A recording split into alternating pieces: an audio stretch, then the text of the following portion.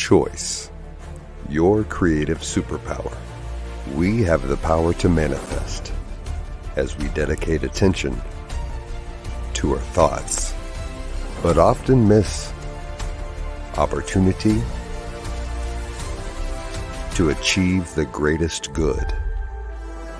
Your superpower is waiting to be unleashed to unlock a fuller, more rewarding world for all. Join us every Thursday at noon Mountain Time for Choice, your creative superpower with Zoe Muro.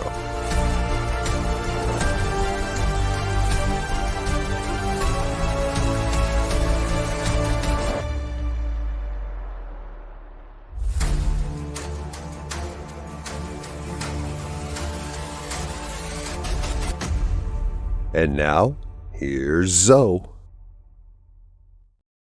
Hello, folks. Welcome to the New Thought Media Network.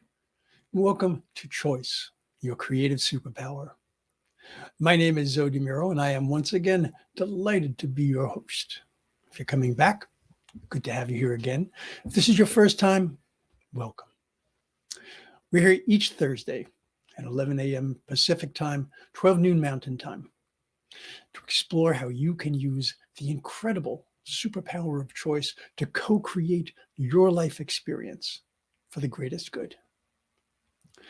I'm a religious science practitioner at the Oakland Center for Spiritual Living in Northern California. I'm also a transformational coach.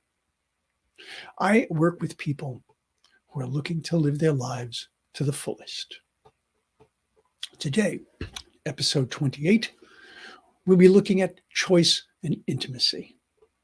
I've had this topic on my list of possible topics for a long time. And I realized, I've actually been pushing it off. Because frankly, it's intimate. It's personal. But I've presented some very challenging and intimate topics already. So it was time. As always, let's start in by considering a definition.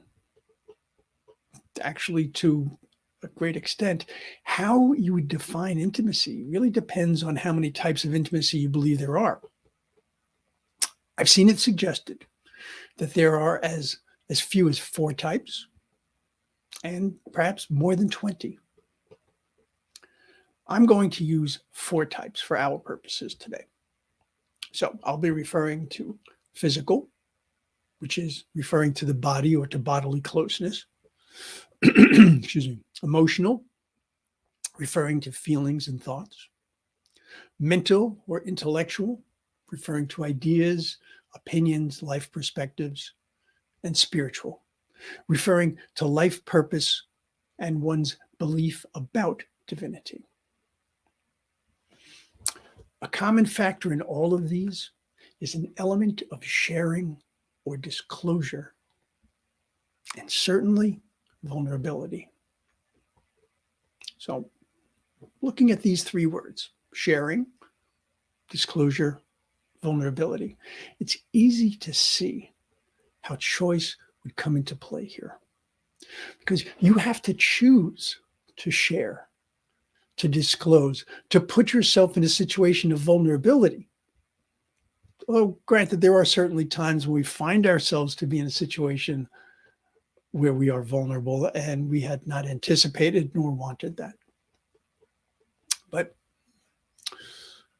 think about this for a moment. Which of those types of intimacy feel the most intimate, the most personal, perhaps even the most vulnerable for you? Are there situations for you where intimacy seems easier, more difficult, safer, or dangerous? Are there people with whom your choices regarding intimacy differ? I would be surprised, very surprised, if for most, if not all of us, there are different levels of intimacy based on where we are, what the situation is, or who's involved. The most obvious place where we choose levels of intimacy might very well be physical intimacy.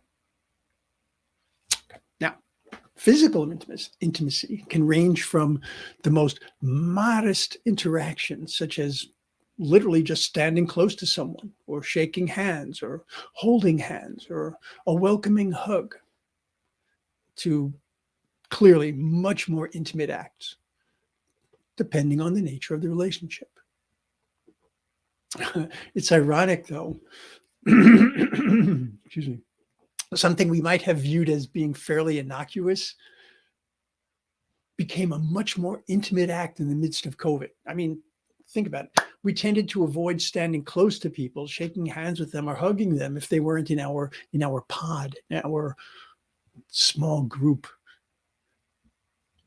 While a month before we ever heard of COVID, those same interactions would have been commonplace. We never would have even thought of them as being intimate.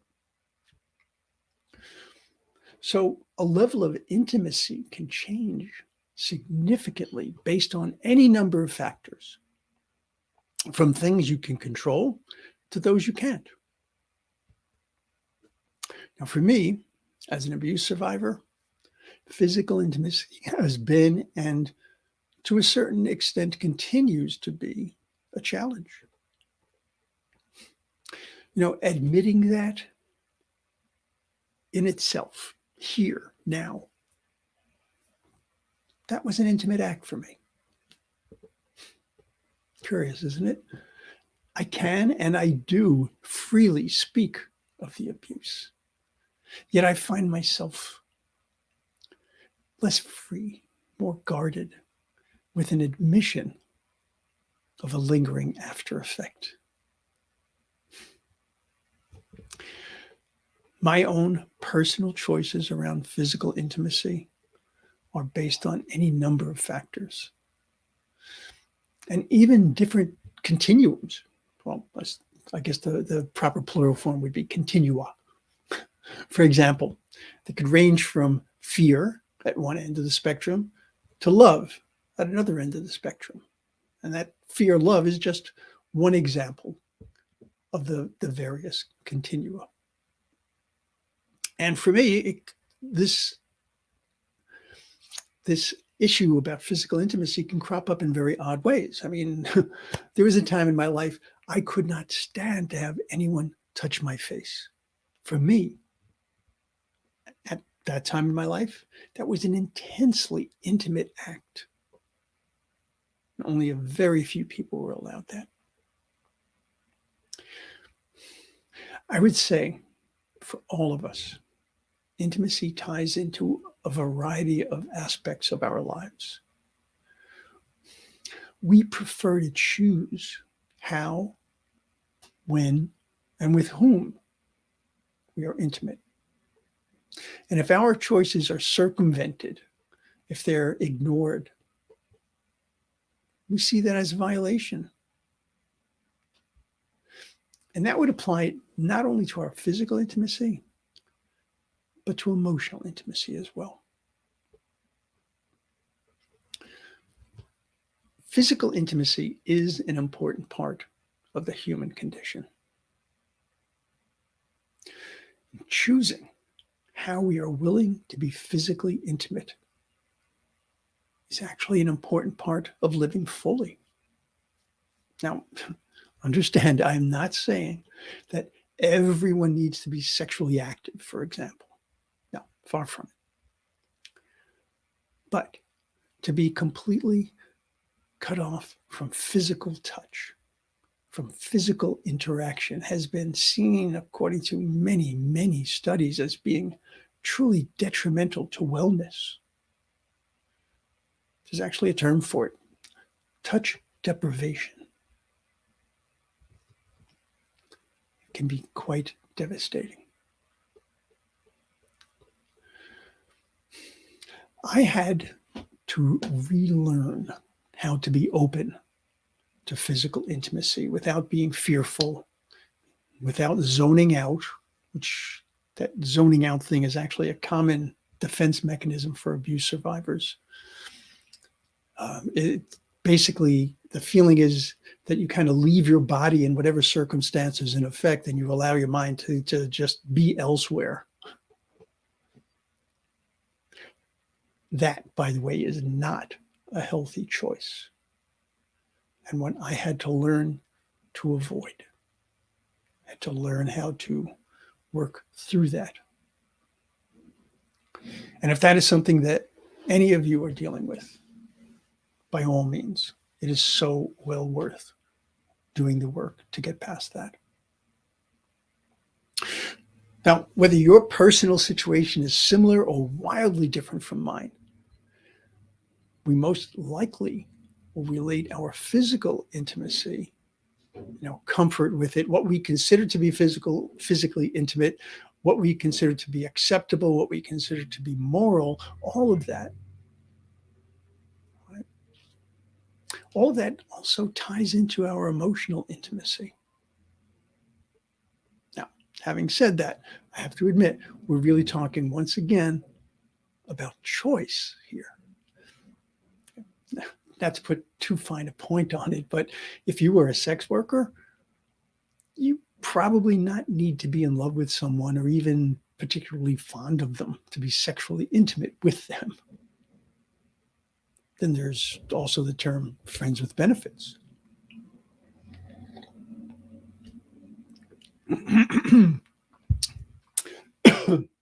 Which is predicated on there being an emotional attachment of some sort. At the very least, an emotional comfort or ease. But again, intimacy is not always about the physical. So what choices do we make around emotional intimacy? Well, to be emotionally intimate with another person means choosing to be open about your deepest feelings, your fears, your thoughts. So earlier when I was talking about some of my issues around physical intimacy and how it was uncomfortable for me to talk about them, that ties into my emotional intimacy. Okay. Now, just as much as it involves feeling safe and not judged, to be comfortable with one's emotional intimacy, it's all about being the exact same way for another person. Because intimacy is about choice and sharing. Virtually every aspect of intimacy that you can think of ties to choice and sharing. In emotional intimacy, we choose to provide an understanding of who we are at a deep level. And we reciprocate by being open to the other person's exposition of who they are. Cannot have actual emotional intimacy with someone if you're not willing to reciprocate, if you're not willing to be open to them as well. In a very real sense, we can choose to be emotionally intimate with ourselves by being honest about our feelings, being clear about our intentions, facing those things which evoke strong emotional responses. That's always a good trigger. If you find that strong emotional response, that's clearly a place that you want to examine, a place you want to explore. Because, if we don't choose to be emotionally intimate within ourselves, it does not bode well for seeking emotional intimacy with others. Right? It starts within. It's an inside job, as a good friend and mentor used to say. It's a curious thing, But it's not uncommon for people to choose to be more physically intimate than emotionally intimate. Remember the concept of friends with privileges? When you choose to be intimate, you are choosing a way of life that is dynamic and a living entity in and of itself. Intimacy it needs to be nurtured. It needs to be encouraged. It's never stagnant because we as people are always in a state of change in some way, shape, or form. Some people say, oh, I've fallen in love. Other people say, oh, I've fallen out of love. Some people grow in love. Sometimes love seems to dissipate. Look closely at those situations, those perspectives, and you'll see emotional intimacy at work or perhaps having broken down. I have to say, if emotional intimacy is lost, it's not necessarily a failure.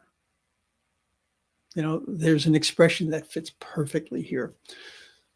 People come into our lives for a reason, a season, or a lifetime.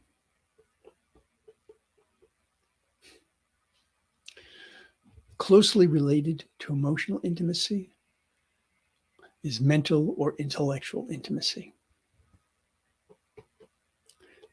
Now, mental intimacy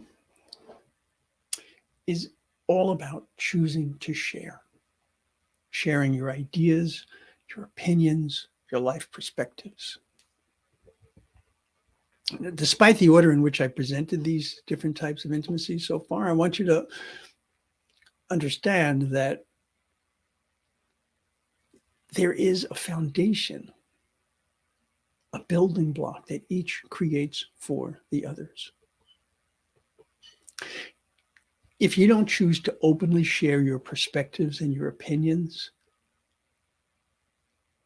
how do you become emotionally intimate? If you aren't emotionally intimate, how can you achieve true physical intimacy? Intimacy that transcends the simple, though hopefully quite enjoyable, physical pleasure, all right? But being able to transcend that and go beyond that to a sense of bonding, to a sweetness and a passion that is truly fulfilling.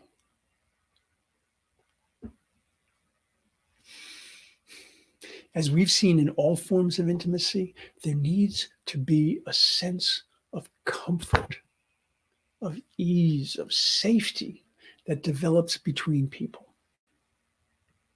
That sense of safety allows for us to not only express our own ideas, but to consider other people's perspectives as well, even to the point of intellectually challenging each other.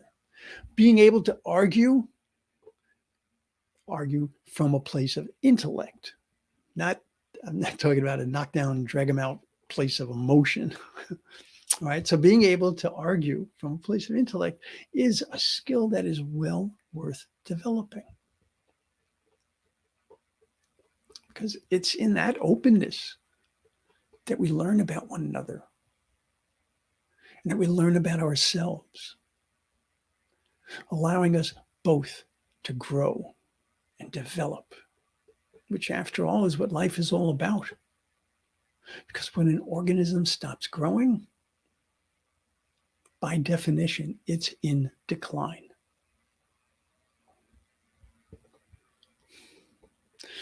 Mentally or intellectually, whichever term you prefer, mentally or intellectually intimate people consciously choose to thrive on that growth rather than being threatened by it.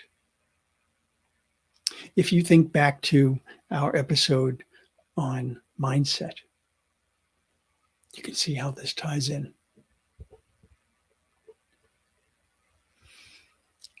speaking of what life is all about, well, that leads us to spiritual intimacy. Remember, I'm not saying that these flow in this particular sequence. Far from it. Just happens to be this is what I'm presenting them. Okay. Spiritual intimacy. When you are spiritually intimate with someone, you feel not only an affinity for them, but a sense of validation, of belonging, a rightness, as you work towards understanding and expressing your life's purpose and allowing them to express theirs as well. Personally, I have to say that I have found defining spiritual intimacy to be the most challenging, because spirituality itself is so specific to each person. Is it about a divinity? Is it about energy? Is it about life force? Yes, yes, yes, maybe, no. Completely depends on how you look at spirituality. I will say this, though. I think it's absolutely magnificent when you find another person with whom you can be spiritually intimate. And I also recognize it doesn't require that you have the same beliefs, the same perspectives. Rather, it's about your ability to express yourself and be inquisitive and supportive of another person's expression of their spirituality. Finding that is absolutely, absolutely magnificent.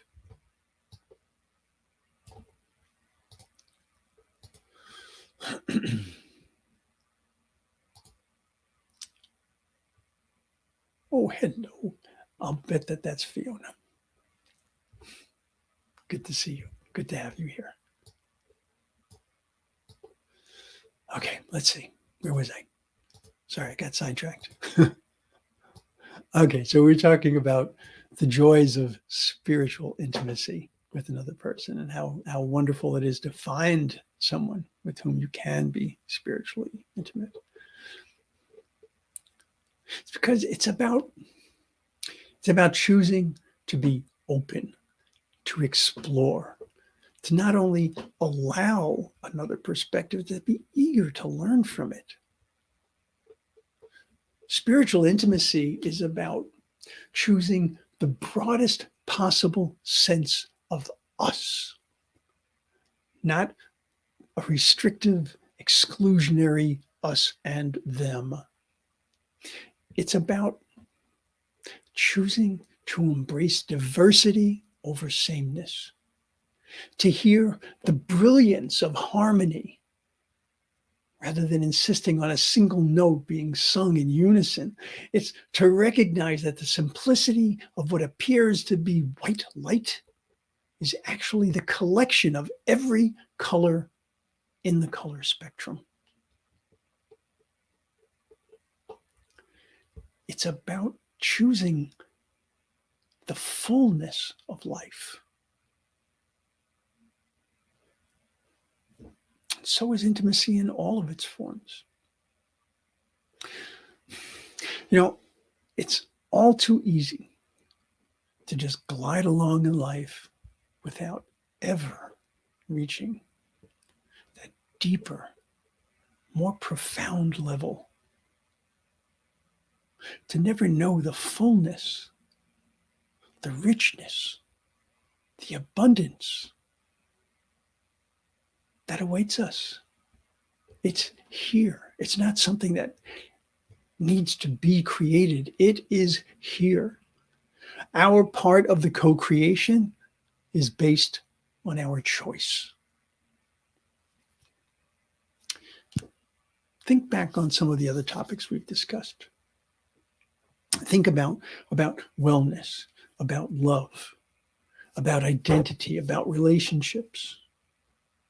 All of those and more tie into intimacy. just as intimacy ties into all of them. If you haven't seen those episodes, I invite you to go back and take a look at them. Specifically, wellness, love, identity, relationships. I'll invite you to look at your life. Look at where intimacy has been a delight and where it has been a challenge. Please note, I did not use words like success or failure. No. Consider how your perspectives on intimacy have allowed you to thrive or perhaps have held you back. Where it has helped you to thrive, you know that that's something that you want to nurture, that you want to support, that you want to encourage. And if it's an area where you have been held back, the good news is it's where you have work to do. Work that has a most magnificent result at the end of it. A benefit that you might not even be able to appreciate the extent. I want you to imagine now, envision a life that is fulfilling and richly intimate. And know that you have the power to have that life if you choose to explore, to learn, to grow, and to be. What we seek most often in life is within us, just waiting for us to explore, just waiting for us to learn more about who and whose we are, to be able to grow into the fullest expression and to be that fullest expression. Well, that's going to wrap it up for this episode. But I wanted to offer you, I wanted to offer you an opportunity to come on the show and talk about a topic. I'd love to have a conversation about any of the topics that we've covered, to give you the opportunity to express your perspectives, your experiences. And as always, you can share your thoughts and feelings about choice and intimacy, or any of the things that we've spoken about. Okay, you can send me an email. zodimiro@gmail.com. I love to hear from people. There are topics that you'd like to see me cover? By all means, let me know. I want to thank you once again for spending this time with me. And I want to encourage you to go to ntmedia.org. Check out all that we have to offer. There is prayer. There's meditation. There's information. There's discussion. There's music. New Thought music at ntmedia.org/listen. With over 40 hours of programming each week and more to come, we've got you covered. Today, 12 noon Pacific time, that's 1 p.m. Mountain time, I'll invite you to check out Finding the Joy in the Journey with the brilliant Reverend Gina Calvario-Kripka. And if you are so inclined, you can go to ntmedia.org/donate and help us bring all of this goodness to the largest possible audience as we work to make this a world that works for everyone. I look forward to seeing you again. So until then, without a doubt, I'll invite you to choose well, choose wisely. Namaste. Choice, your creative superpower. We have the power to manifest as we dedicate attention to our thoughts, but often miss opportunity to achieve the greatest good. Your superpower is waiting to be unleashed to unlock a fuller, more rewarding world for all. Join us every Thursday at noon Mountain Time for Choice, your creative superpower with Zo Muro.